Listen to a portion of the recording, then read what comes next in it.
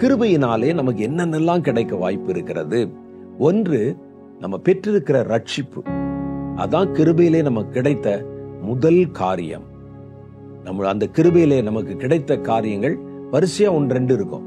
முதல் காரியம் பாவ மன்னிப்பு, 2வது ரட்சிப்பு. இது ரெண்டும் சேர்ந்து சைமல்டேனியஸா நமக்கு கிடைக்குது. அப்ப இந்த விலையேற பெற்ற ரட்சிப்பு என்பது நம்ம உழைத்தோ நம்ம கஷ்டப்பட்டோ வேற எது ஒன்றினாலும் வரல. அதற்கு நம்ம செய்தது ஒரு சின்ன காரியம், அவ்வளவுதான். கர்த்தரிடத்திலே போனோம், கர்த்தரே தெய்வம் என்று சொன்னோம், பாவத்தை அறிக்கை செய்தோம், மீதி எல்லாம் அவர் செய்து விட்டார். எபேசியர்களின் நிருபம் 2வது அதிகாரம் 5-8 வரைக்கும் உண்டான வசனங்கள். அக்கிரமங்களிலே மரித்தவர்களாக இருந்த நம்மை கிறிஸ்துவுடனே கூட உயிர்ப்பித்தார், கிருபையினாலே ரட்சிக்கப்பட்டீர்கள். கிறிஸ்து இயேசுவுக்குள் அவர் நம்மிடத்தில் வைத்த தயவினாலே தம்முடைய கிருபையின் மகா மேன்மையின் ஐஸ்வரியத்தை வரும் காலங்களில் விளங்கச் செய்வதற்காக கிறிஸ்து இயேசுவுக்குள் நம்மை அவரோட கூட எழுப்பி உன்னதங்களிலே அவரோட கூட உட்காரவும் செய்தார். இதுதான் கிருபை. ஆனா அதுக்கு நீங்க ஒரு காரியம் செஞ்சிருக்கிறீங்க. மனம் திரும்பி இருக்கிறீங்க, பொல்லாத வழிகளை விட்டு கர்த்தரிடத்துல வந்திருக்கிறீங்க, கர்த்தர் தெய்வம் என்று அறிக்கை செஞ்சிருக்கிறீங்க. ரட்சிப்பு உண்டாக வாயினாலே அறிக்கை செய்யப்படும். அப்ப அறிக்கை செஞ்சிருக்கிறீங்க. பாவ மன்னிப்புக்காக ஜெபம் பண்ணி இருக்கிறீங்க. இதெல்லாம் செய்த போதுதான் கர்த்தர் நம்மை ரட்சித்தார் என்பதை நீங்கள் விளங்கிக் கொள்ளணும். ஆனா கர்த்தர் அந்த ரட்சிப்பை ஒட்டி நமக்கு என்னென்னலாம் கொடுத்தார் பாருங்க. முதல்ல இரத்தத்தினாலே கழுவினார். அது விலையேற பெற்ற பரிசுத்த ஆட்டுக்குட்டி ஆகிய கிறிஸ்துவனுடைய இரத்தமாக இருந்தது. அது எவ்வளவு விலை மதிப்பில்லாதது, அதுக்கு விலையே சொல்ல முடியாது. அதை வைத்து நம்மை கர்த்தர் ரட்சித்தார். 2வது பாருங்க, அது பத்தாதுன்னு சொல்லி அவரோட கூட நம்மையும் அவர் உயிர்ப்பித்து எழுப்பி, அவர் எப்படி உயிர்த்தெழுந்தாரோ அது மாதிரி பாவத்துல செத்த நம்மை கர்த்தர் உயிரோட எழுப்பி ஒரு புது சிருஷ்டி ஆக்கி உன்னதங்களிலே அவரோட கூட உட்காரவும் செய்தார். கர்த்தரோடு கூட ஒரு மனுஷன், நாசியிலே சுவாசமுள்ள மனுஷன் சரிசமமா போய் உட்கார முடியுமா? உன்னதங்களிலே அவர் இருக்கிற இடத்துல நமக்கும் ஒரு சேர் போட்டு நம்ம உட்கார வைத்தாராம். அப்ப இது எவ்வளவு பெரிய காரியம்.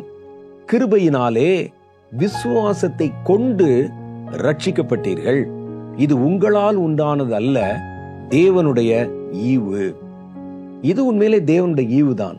ஆனால் நீங்கள் என்ன செய்தீர்கள் பாருங்க. நம்ம ரட்சிக்கப்பட்டது சொல்றார், கிருபையினாலே, கர்த்தருடைய இரக்கத்தினால உங்க விசுவாசத்தை கொண்டு நீங்கள் ரட்சிக்கப்பட்டீங்க. அதுல பாத்தீங்களா, இப்ப கிருபை என்றால் நம்ம எதுவுமே செய்ய வேண்டாம்னு சொல்றாங்களே. இந்த இடத்துல அந்த ரட்சிப்பு 2 காரியங்களால உண்டாகிறது.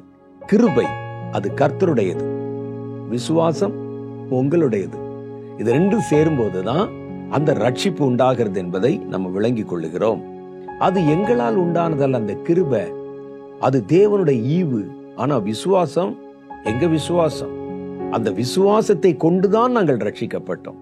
அவர் என்னை கழுவ வல்லவர், என்னை மன்னிக்க வல்லவர், அவர் தேவன் என்று நான் விசுவாசித்து தான் அந்த கிருபையை நான் பெற்றுக்கொண்டேன். ஆனால் 2ஐயும் குறித்து நம்ம யோசிச்சு பார்த்தா, நான் செய்தது ரொம்ப சின்ன காரியம். அதுக்கு நான் தெருவுல கூட இறங்க வேண்டியதில்லை. நான் இதற்குன்னு எங்கேயோ ஒரு மலையில போய் நிக்க வேண்டியதில்லை. பல இடங்கள்ல போய் என் உடலை வருத்தி கொள்ள வேண்டியதில்லை. நான் இதை செய்வதற்கு ஒரு சின்ன அறை போதும். எனக்கு நான் இருக்கிற இடமே போதும். நான் மனம் திரும்புவதற்கு வேற எந்த இடத்துக்கும் போக வேண்டியதில்லை. அப்ப நான் செய்தது சின்ன காரியம். அதற்கும் இதற்கும் ஒப்பிட்டு பார்த்தா நீங்கள் மதிப்பிடவே முடியாது. ஆனாலும் அந்த சின்ன காரியத்தை நீங்கள் செய்யணும். அப்ப அதன் மூலம் நம்ம பெறுகிற பெரிய காரியம் இருக்கு பாருங்க, அதுக்கு பேர் கிருபை. நான் இந்த ரட்சிப்பை பெற ஒரு சின்ன அறையிலே ஜெபம் பண்ணியிருந்தேன். ஒருவேளை நீங்க அப்படி ஜெபம் பண்ணியிருக்கலாம். ஐயோ என் பாவத்தை மன்னியும் என்று சின்ன அறையில தான் செய்தேன். ஆனால் கர்த்தர் என்னை உயிர்ப்பித்து கழுவி உன்னதங்களிலே அவரோடு கூட உட்கார வைத்து, அப்ப இதுக்கு சமமாங்க? யோசிச்சு பாருங்க. அப்ப கர்த்தருடைய கிருபை என்பது நீங்கள் அந்த சின்ன காரியத்தை செய்யாமல் உண்டாவது அல்ல. நீ உங்களுக்கு நியமிக்கப்பட்டிருக்கிற காரியத்தை நீங்க செய்யணும். ரட்சிப்பு என்பது விலையேற பெற்றது. வேதம் அப்படி சொல்லுகிறது, விலையேற பெற்ற ரட்சிப்பு என்று. ஆனால் அந்த ரட்சிப்பை பெற நீங்கள் விசுவாசிக்கணும்.